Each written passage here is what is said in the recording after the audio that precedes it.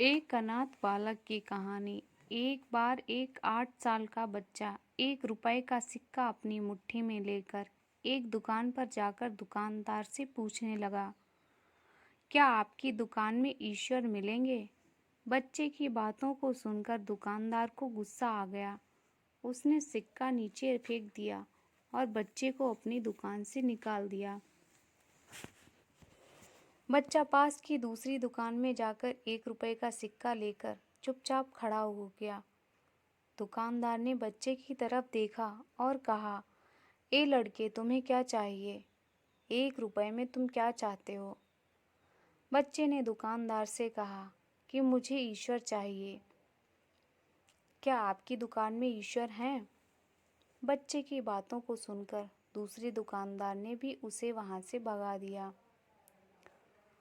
लेकिन उस अबोध बालक ने हार नहीं मानी। वह एक दुकान से दूसरी दुकान, दूसरी से तीसरी दुकान, ऐसा करते करते कुल 40 दुकानों के चक्कर काटने के बाद वह एक बूढ़े दुकानदार के पास पहुंचा।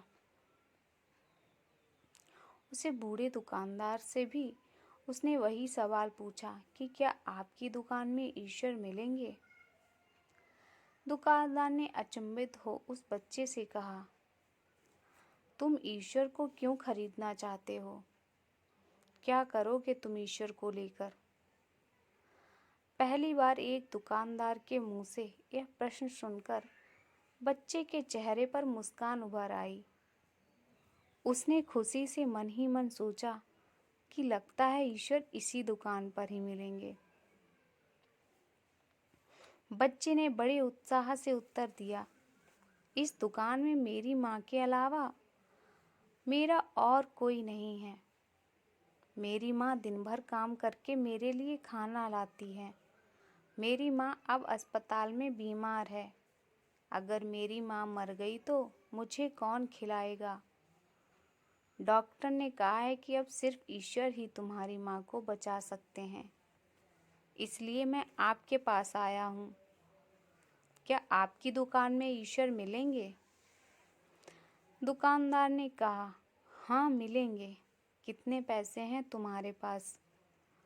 बच्चे ने कहा, सिर्फ 1 रुपए है मेरे पास। दुकानदार ने बच्चे से कहा, कोई दिक्कत नहीं है, 1 रुपए में ईश्वर मिल सकते हैं।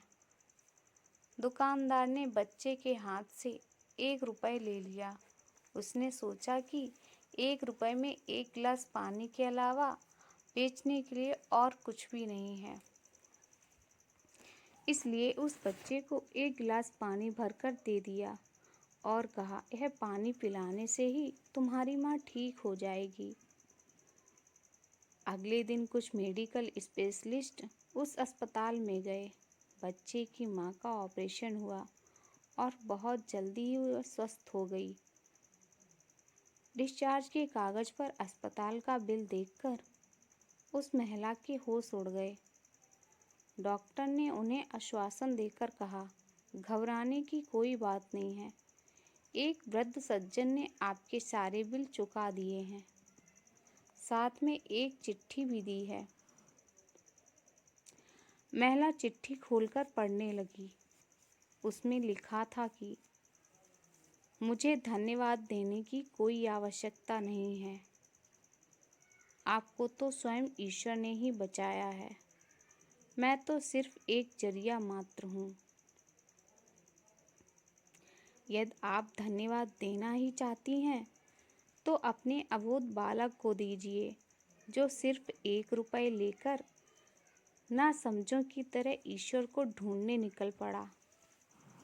उसके मन में यह दृढ़ विश्वास था कि एकमात्र ईश्वर ही आपको बचा सकते हैं। विश्वास इसी को ही कहते हैं।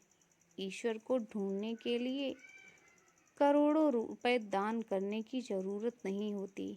यदि मन में ईश्वर के प्रति अटूट विश्वास और श्रद्धा हो तो वे 1 रुपए में भी मिल सकते हैं।